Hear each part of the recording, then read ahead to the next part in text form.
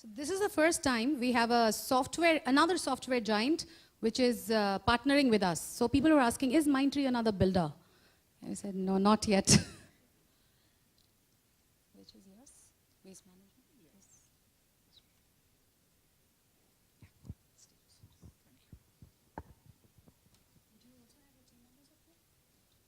Maybe towards the end. So I hope you're aware of the logistics. The restrooms are here. There is drinking water out there. We have not done those Bisleri bottles because there are a lot of waste management warriors here, and they have given us warning saying that no bouquets with plastics and so these are clean, good wine bottles.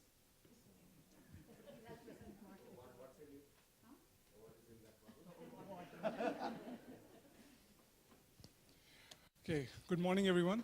First, it's a pleasure to be here, and we are really thankful to Adda, for giving us an opportunity to actually engage with what we consider, in our endeavor, our end audiences, our end partners, with whom we would like to work with and, spread what we are trying to do.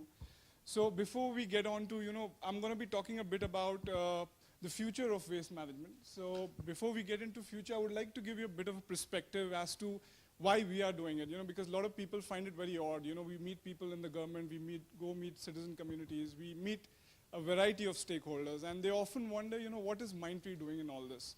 So, before starting off to, taking you into, what we suggest, how we can partner together to create better solutions for waste management in the future, I'll give you a quick background on what we do and what we are trying to do as Mindtree.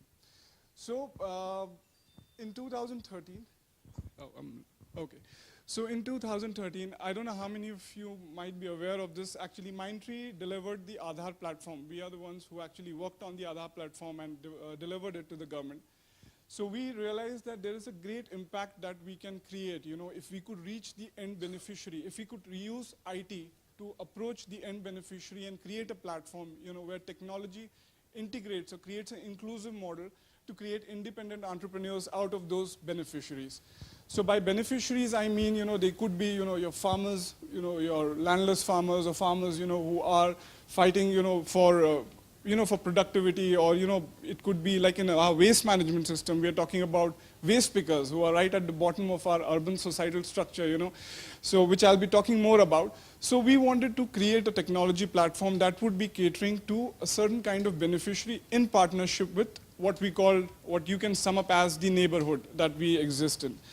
So just a one slider, there won't be a death by PPT. So basically, I Got Garbage, we call ourselves social entrepreneurs. So we are a team of 65 people who are working on a platform. It's a social platform which can be used to develop applications and business processes which can be deployed at the lowest level of our societal structure, to build business impact. So the first solution that we came up in was in 2013, and it was primarily to do with waste management system. So today we are also working with farmers, helping them develop a sustainable supply chain management. We are building a database of farmers, we are building database of rack pickers. We are working with governments, helping them improve schools, government schools, improve students' performances across the nation.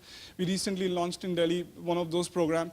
So for us, as far as technology goes, we want to make our platform available for greater use so that all of us can work together and create a sustainable ecosystem. And which is where, when we come to the fact that this session, it's going to be about the future or the neighborhoods of tomorrow, I think it definitely brings to us, with a perspective that when we are talking about our neighborhoods, it's not just the person, who might be staying next to us, or it's not just the society which is next to us. There is a whole inclusive picture that we need to look at. And in India, hands-on, if there's one problem that has been bothering us for, past 68 years, or maybe before that, I think post-industrialization has been a problem of waste management. A lot of us, we've gone accustomed to it. We see waste all around us. We see some people who we don't know who, they're called waste pickers, picking up from the rags, and it's a part of our general sight that we see around our country, but somehow we've grown very accustomed to it. So we thought, the first solution when the leadership at Mindtree was, thinking about the beneficiary, they came up with that we need to solve the waste management issue. At the same time, we need to make sure that the beneficiary gets the impact as well.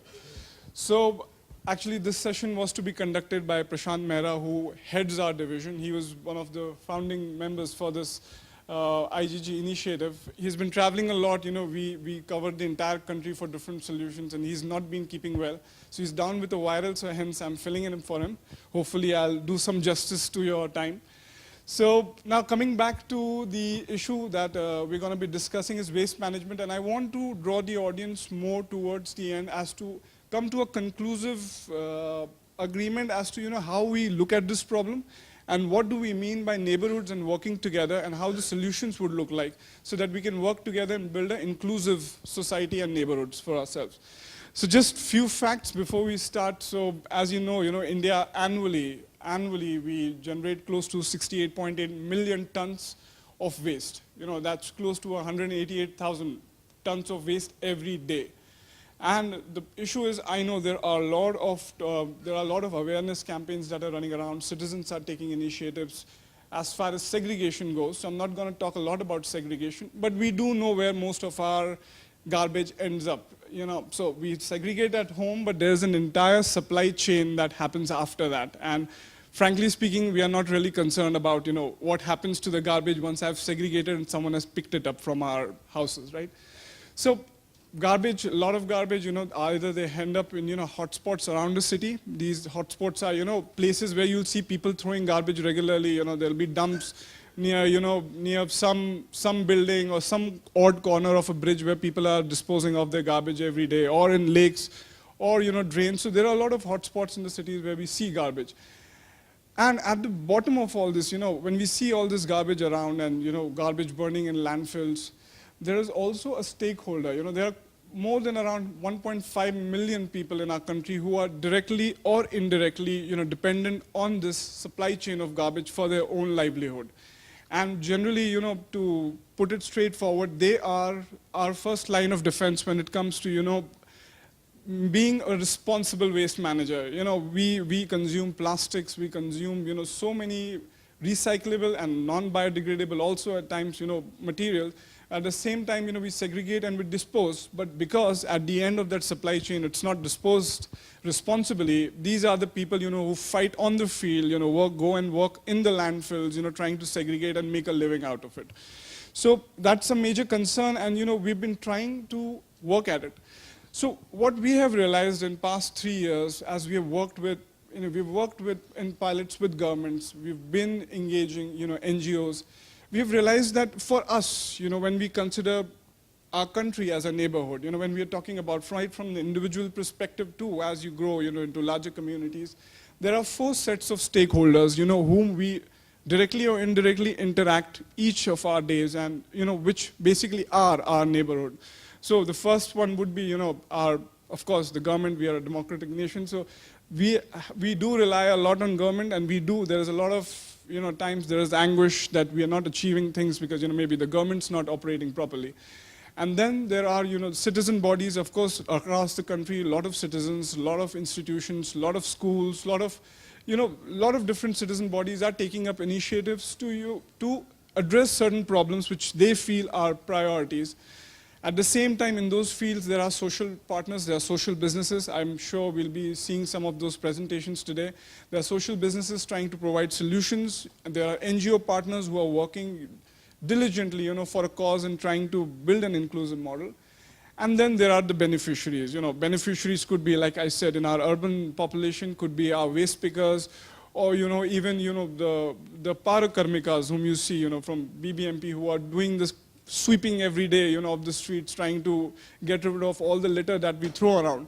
So there are a lot of beneficiaries around you. So what we have come to a conclusion working on our projects across the country is that, these 4 are the prime stakeholders, and responsibilities may differ, but, our ecosystem of these 4 stakeholders is very important for any responsible solution that we might want to achieve.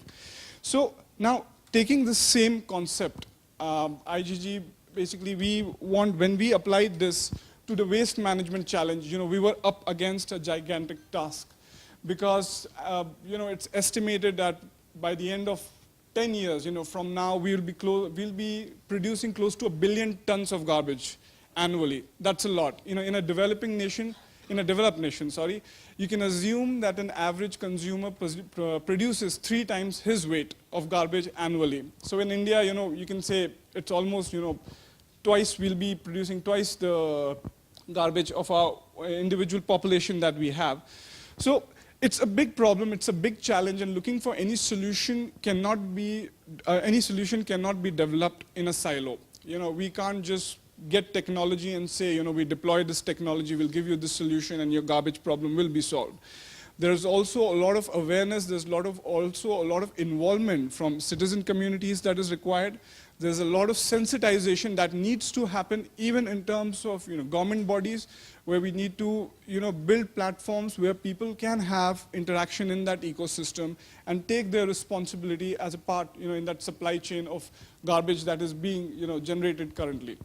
So going by our same principle of the 4 stakeholders that we talked about initially, so for I Got Garbage, when we were trying to create a solution, a sustainable future solution for waste management, we considered all these 4 stakeholders as our primary partners. So first comes the beneficiary, the prime inspiration why we feel that this inclusive model should be built, and that any waste management solution that we provide must have waste pickers at the center of it, because they are the only true experts who know how to deal with our waste. We segregate, fine. I mean, and the fact is, if you go abroad and if you went to Hawaii, for a matter of fact, people are segregating on 5 different levels. So we are talking about, glass, we are talking about metal, we are talking about plastics, we are talking about sanitary waste, it goes into reject. So there are 5 categories of waste that are actually being segregated into. And we are trying to reach a level, where we are talking about dry, wet and reject. So these guys are the waste pickers, are the best waste managers. They have the domain knowledge that you need, and we need to acknowledge that humbly, that they are the ones who really know how to handle our waste for us. So they lie at the center of our solution. Then we have the social partners. There are a lot of NGOs, responsible NGOs across the country who are working with waste pickers. So in Bangalore, you have Hasiru Dala, which has a database of more than 7,000 rag pickers. There are actually more than approximately 25,000 rag pickers in Bangalore alone. So then there are NGOs like Swachh, whom we are working with in Pune. They just got the contract to serve 10 lakh households in Pune. And they are working with 9,000 rag pickers, and 80 to 90% of them are women. So there are a lot of beneficiaries who have the domain knowledge, and they need to be given a sustainable platform so that they can work with us, citizens, to deliver the solution that we want. Now the third is the government part. Of course, for us, when we talk about waste management, apart from the Pollution Control Board and the Ministry of Environment and the Forest, municipal corporations are the ones that actually, are our partners right at the tactical level, because they are the ones, who are doing the job or who are mandated with the job, for responsible waste disposal. But then again, going from city to city, the solutions vary because municipalities have different rules and different levels of engagement. So like in Bangalore, bulk generation, whoever is a bulk generator, be an institution or an apartment, the BBMP does not collect from that.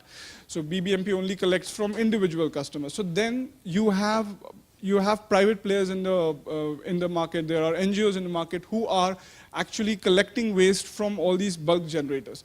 So government policy also plays a very important role as to how responsible waste management solutions can be developed, and I'll come to some examples going forward. But the most important piece in this entire puzzle of waste management, developing a solution, are us, that is the citizens. And the best part is, as we are engaging with citizen bodies across the country, what we are seeing is there is a feeling amongst citizens that it's high time that we took care of this problem once and for all. Because, rapid urbanization, industrialization, there was a huge population moving into cities. I'm sure Bangalore is not the same as it used to be 15 years back. I moved in 5 years back, and, I had come here once on vacation 10 years back, and it's pretty different. So, cities are transforming, municipalities or other governing bodies are feeling the pressure because, we need to maintain our cities in a very sustainable environment, which is what we come back to, our neighborhoods need to be very sustainable. So citizens are what we want to engage with because citizens take the messaging out and they are the ones who will ultimately drive this model. We as a company or as a division, social business come as a technology enabler. What we do is we talk to different stakeholders. We try to get a bit of their mind share, on getting their attention to something which is stigmatized in our society. Waste is basically a stigma. Once we have generated it, we don't really want to have any relationship with it. So it's just thrown off. So we want to be enablers, and we are working on building applications and technology platform which will run seamlessly across these 4 stakeholders and deliver a solution which is more sustainable in the long run and which will be more viable for all of us to sustain. So if you consider the case in Bangalore, when we started our work in Bangalore we are working with certain partners and NGOs like Hasiru. So our team started off with Donate Dry Waste. So we've got one youngster from our team, Priya. She drives Donate Dry Waste across locations in Bangalore, and she has a huge group of citizen volunteers who are helping her out, in driving Donate Dry Waste, campaigns. And waste pickers come, these waste picker bodies whom we want them to be, independent entrepreneurs. They come, they collect dry waste, and they are given the ownership of that waste. Because there is no formal relationship between a municipal body, a governing body, or a waste picker. They are basically, devoid of any rights that they might have. And we really want them to be the end beneficiary. We want them to be the entrepreneur who interacts with you, who takes care of their waste because they are the best in it. They know how to properly dispose your waste. So these kind of campaigns are being run by Priya in Bangalore, and we are starting off in other cities as well. And in Pune with Swachh, and also we are engaging with municipalities in Kerala, where a lot of citizens have got into composting, individual house composting. Now, any solution we must keep in mind, like we talked about the zero, the sustainable energy format where the society is able to, clean water, they're able to treat the water and reuse it. Any model, sustainable model will have to be tending to zero at one time or the other. So you have to drive your society towards a solution where you actually achieve a model where there is a zero waste generation at your society level. So there's a pilot going on in Kerala currently, in Trivandrum basically, and 2,000 households have participated in it. There are some apartments also, because Kerala mostly have individual houses, but there are quite a few apartments also. And what basically they are doing is that every day, whatever waste is generated, so the NGO partner has given them composting bins at individual house level. So what they do is all the wet waste that is generated, they are putting it into that composting bin. Each flat has its own composting bin, and they are using, cocoa peat along with some microbes, which does not allow, which does not give that stink. So your waste smells as good as sand, in a few days of composting. They are helping the matter get composed much quicker. As a result of what, in the 6 months period, they have been able to achieve a zero waste model, where their wet waste are not being thrown out. The contractor collects, the municipal contractor, which is basically the NGO working with the rack pickers and the waste collectors. They collect compost once a week from each household if the household wants to give it back. Or if they have their own gardens, if they have their own farms where they might be wanting to use that compost, they're using it. And once in a week, there's just a donate dry waste collection that happens. So that dry waste, and again, given to the stakeholder, to the beneficiary, and the beneficiary can go and sell it and earn money. So in Bangalore, if you will consider the rack pickers' income, how they're making money, if a rack picker was earning 2,500, 3,000 a month, we say that if you give him access to quality recyclable waste, that income could be taken up to as as great as 10 to 15,000 rupees a month, which is a big change for them. And at the same time, what you're helping them achieve is that you're helping them have a dignified livelihood. They don't have to go to landfills. They don't have to work on hotspots, picking up garbage from putrefying spots where really it's inhuman, and we generally avoid looking at such places. So we want to, as a solution, a future solution would definitely involve a waste picker as a recycling manager. It would involve us as very responsible customers, where we are not just responsible for the waste that we segregate. We are responsible till the end of the supply chain, where that waste is finally gotten rid of, be it an incineration or be it a landfill. But what we want is that the minimum waste should go to landfill, and we should individually, or as societies or as neighborhoods, try to achieve a zero waste model around our own complexes. Because for us, when we look at the concept of neighborhoods, we must understand that it starts at home. Okay, technology is an enabler, like Apartment Adda, it's making our lives easier. I'm also a very avid user. Our society uses Apartment Adda pretty frequently. And it's an enabler, it makes our lives easier. So in the same format, we are using technology to get rid of a problem that has haunted us for a long time, and it requires the participation at every level, at an individual level, to a societal level, to a community level.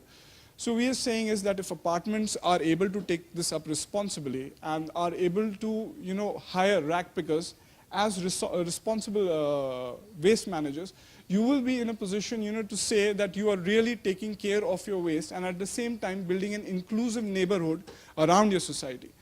So what we have seen generally in across the country is that if the neighborhood, depending upon the density, if it's a scanty density neighborhood, then one rack picker requires 200 households to get him an employment for a month. So what I'm saying is, if the population density in an area is less than 200, around 200, one rack picker is good. In a city like Bangalore, where we have apartment complexes and which carry the number, one rack picker can cater to around 300 households. So what we are saying is that if we want to get into responsible waste management, if we are looking at a future solution for responsible waste management, we must engage with the end stakeholders, the end beneficiaries, who are going to take care of the waste that we are generating. Okay. At the same time, we should be able to partner and leverage the technology which will help us achieve a zero waste model going forward. So I think that's a point well taken. Yeah. And I think almost everyone here wants to know how, Mindtree or IGG can help them do it. Sure. I think the point is... Sure, got it. Right, yeah. So as far as your engagement with us is concerned, so we have got NGO partners who are working in our city right now. They are serving some of the apartments across the city, and they are hiring rack pickers. So you can engage with us through them, where they are running on our application. So every waste that is collected from your house or from your societies is being tracked. So we have a database of how much dry waste is being collected from your societies, from your complexes, from your areas. So you keep going, you keep zooming out. We have data for all that.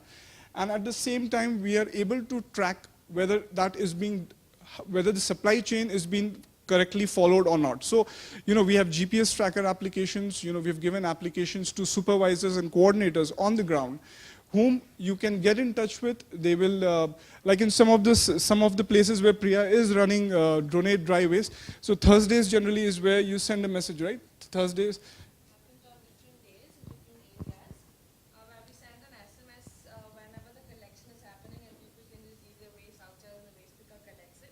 Yes. For apartments, we have something called total waste management.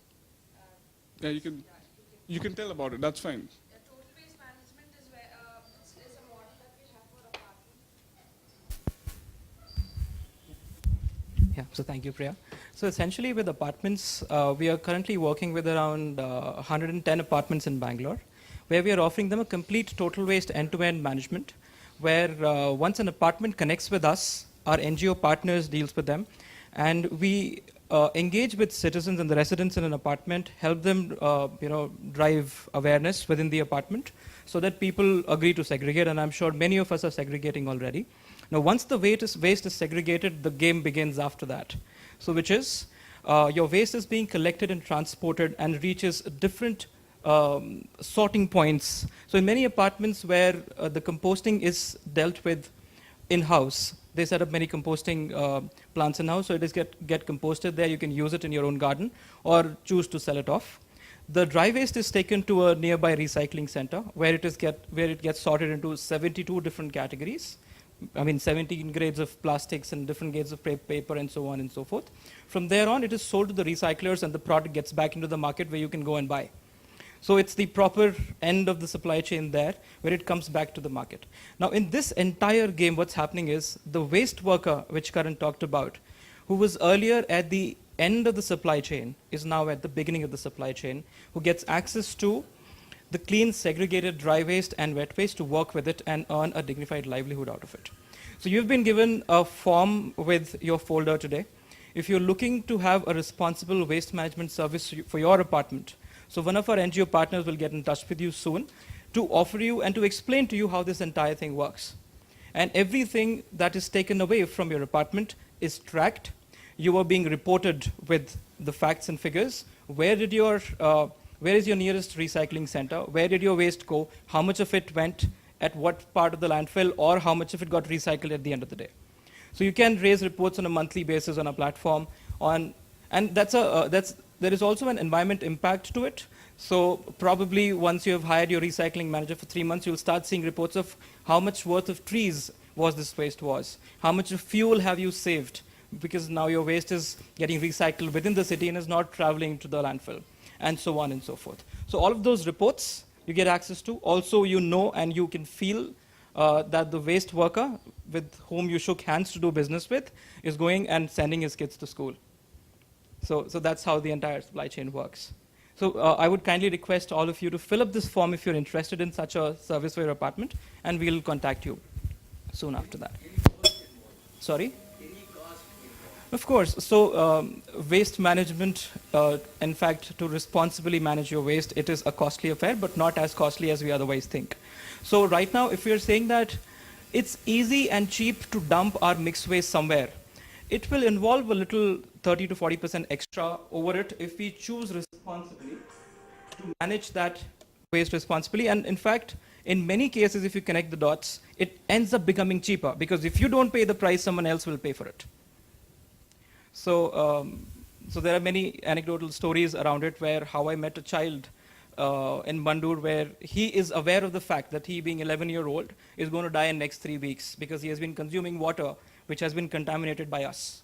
Can you reflect on the number, please? Yeah, so essentially we are saying that in an apartment of around 250 doors, it takes around 80 to 100 rupees a month per house or a month per door. So we are essentially saying around 3 rupees per day you have to pay for the waste you generate. And it's very, yeah. The average cost for a household is around 250 rupees per apartment per month. The costs have gone up primarily because so unlike a year back where BBMP was okay for landfills and other things, increasingly we really appreciate that BBMP is saying I have no place to take landfills. So if you don't segregate your waste and if you don't eliminate the waste which is meant for landfills, there is no place for it. So which means what? If your wet waste has to go to a proper processing center, which could be, if you're not composting in your community, which could be Kannanhalli, which could be Sigehalli, which is really far, so you are going to pay that cost. Your dry waste, earlier only high value dry waste was being picked up, the low value dry waste is just being burnt. In fact, if you look at it, Domlur, it's still all being burnt. But increasingly BBMP is saying the low value dry waste, we have to find a destinations which are safer. There's a cement kilns, they'll not pay for transportation of it. Who pays for it? Earlier it was a rag picker who was literally paying for it, right? Today the rag picker is not interested. He's not going to send it to a cement kiln which is 120 kilometers away. The cost is coming back to us. Because this proper system of saying that there has to be a destination for every kind of waste. Now let's look at a reject waste. Your mixed waste goes into it, your sanitary waste, your diaper waste, everything goes into it. That can only go to incinerators. There are no landfills. It cannot be dumped in somebody else's backyard anymore. the incinerators costs have gone up. It's almost 20 to 25 rupees a kg. So if you do a lot of mixed waste, your costs are dramatically up. If you, for someone like me who's been through this journey for a while now, I generate around 30 grams outside my house. So the cost for, if you can do that in your community, it's not rocket science. If you can do that, then your cost will be dramatically lower. We've seen, like my community, when we started, our costs from 17,000 to a vendor who was just taking it and dumping it, and we knew we'd followed his truck where he was dumping, near our school's children, where it was just getting burnt and they were falling sick, right?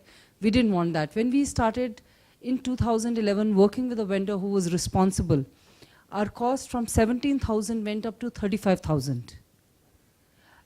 Collectively as a community, we understood that the cost is coming back to us in the doctor's fees, right? No doctor charges less than 250, 300 rupees. So it's not a big deal.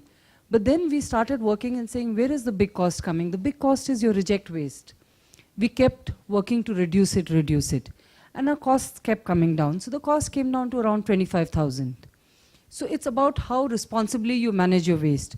But as a community which is just starting, around 250 is the cost you should look at. 250 rupees per month. Per month, per apartment. Okay, so that's the waste expert speaking. Yeah.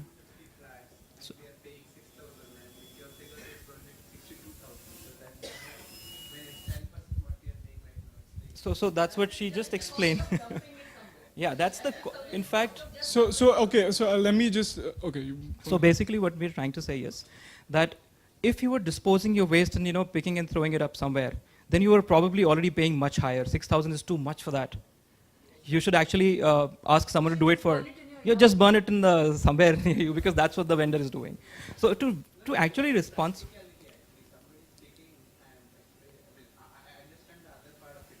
Sure. Sure. So essentially what we're trying to say here is that, of course, as an MC member, we are an elected representative. We need to take care of the, the maintenance cost people are paying. So I completely understand that and value that.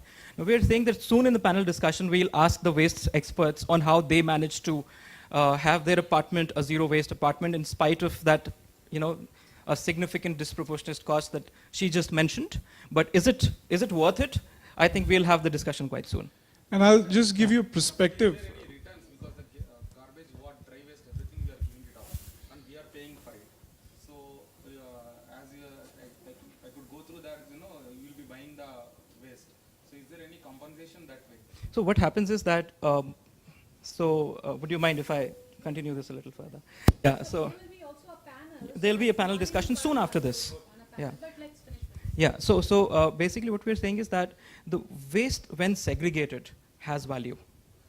Now, whether the value comes to you or to the person who actually needs it is the question. So in many cases, some apartments are saying that we are okay to shake hands with the rack picker and also work in a manner that we ensure that the kids of that rack picker is going to school. On the other hand, some apartments say, no, we will sell it. We don't care who our vendor is. That's a call completely you can take. That's a call you can take. So if you are composting at home, there's a value on the compost. You can use it or sell it. Or if there is value in dry waste, you completely may choose to own it or decide otherwise. And just, The compensation could be clean cities, clean India. Absolutely. definitely, That's that's the way it should be. And in fact, just talking about cost, here again, it has to do a lot with, how we perceive things to be, like water, although it's a very scarce resource in our country, but somehow we take it for granted that it's for free, so while there are campaigns, running around that, conserve water, don't waste water, at the same time we consider it to be a very, free, something that comes very naturally to us.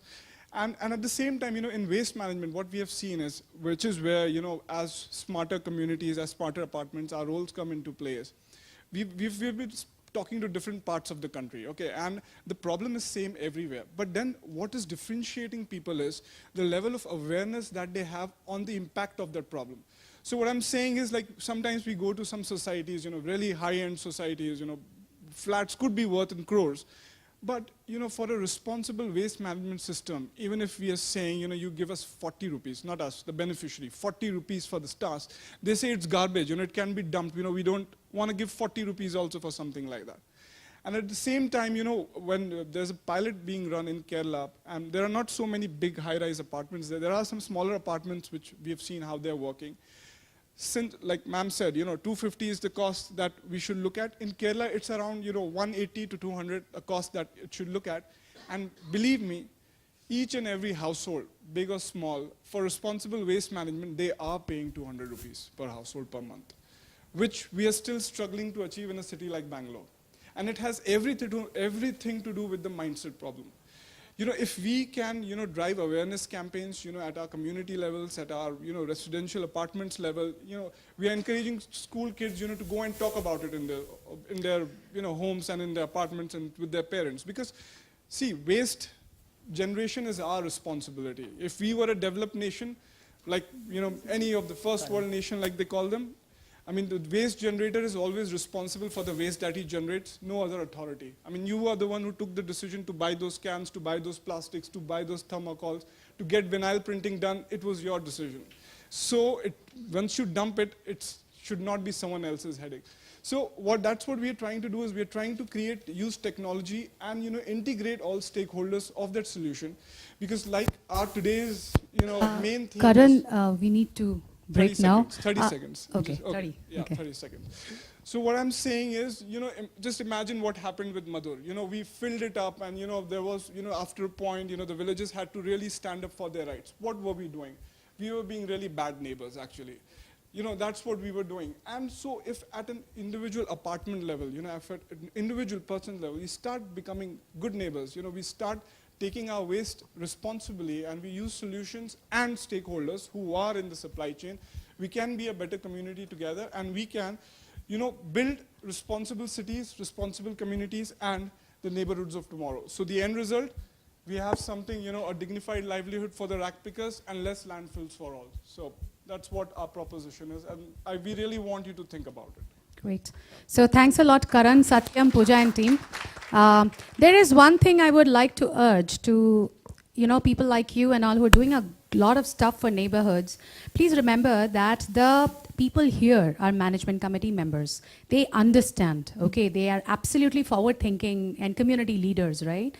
They understand that it helps and all that, but their challenge is that making the residents understand. Right? So if we really want an initiative to be taken in an apartment complex, in their hands, we have to give a pitch that they can sell to the residents. You understand? I think most of the questions you will hear will be from that angle. Okay, guys, if you were to ask me personally, I'll do it. But how do I make my 250 households, you know, Yes. do it? So then comes the return on investment and all that stuff, where professionals like us Yeah. have to burn our midnight oil and help them with that. Definitely. So that's something that we should be aware of. Right? Definitely. And we are always there to help them spread awareness. That's what we are doing, you know, the donate drivers. So if you want to mobilize your residents, your communities. Okay, Karan, you can- 30 seconds. Yeah, over. sure. I that's what really I appreciate was your just passion on responding- this. I was just I think we can responding- talk about it all Sure. day. Thank you so much. We'll So catch up on please that. catch the Mindtree team. It's amazing to see the passion that they have for their cause. So we will be breaking for tea now. But before that, I want to convey an important message. See, neighborhoods of tomorrow, okay? It's a very, very important aspect. But financially, think about it, it's not as attractive as selling to corporates, right? Whatever that today, a lot of startups are coming up towards, you know, making neighborhoods better and things like that. But it's a hard climb for all of them. So today we have got Mindtree and we have got 360-degree Ride and Better Place that is involved in this event. So they are out there with their stalls and messages. So I will just give you a little bit information on each of them. 360-degree Ride's vision. So they're a free ride-sharing platform and they are catering to urban travel, allowing ride-sharing of both two-wheelers and four-wheelers. Registration is free and no transaction charges. Users requesting for a shared ride will be matched accordingly with other users looking for the common destination. An intimation via SMS or 360 Ride app after verification of co-travelers is carried out soon after. So USP is offer rides to verified co-travelers with common destinations. What you can look at, I think a lot of you may be thinking of, from the same apartment complex, there are a lot of people who are going to, you know, let's say a tech park or whatever it is. How can someone can help, you know, in carpooling and things like that? Talk to these people if they can partner with you and do something. Allow them to pilot it in your apartment complexes and see where they can take it. Our second partner is Better Place. So their vision is to provide every citizen the assurance for safe living through data analytics and application tools by applying a fusion of technology and the efforts of all our stakeholders. Better Place leverages on multiple data sources, especially Aadhaar, and creates a unique profile of every citizen with accurate, I'm not getting into technicalities, where apartment complexes can really help in using Better Place is to verify domestic help or new tenant. So you may be hearing a lot of crime happens because of domestic help, not verified, addresses not verified, maybe they had criminal record and all that stuff. So we also have partnered with them on our bazaar where any resident can request for a verification of a new driver or a maid, or even association can request for a verification of a staff and things like that. They also provide other services, so you can talk to them outside. And we also have High Care. So they represent one of the top pest management companies, and they are unique in certain things that they do, like mosquito management at an apartment complex level as well as individual homes. They also have this pigeon thing, right? So I don't know about you all. So we talk about this gardening and all that stuff. I can't grow anything other than potato because it grows under the ground. Everything else is eaten by the pigeons. So, and it's a nuisance, you know, and so they have solutions towards that. I know you have a lot of technology and all, but this is something I understand and close to my heart, so please talk to them. So let's break for the tea.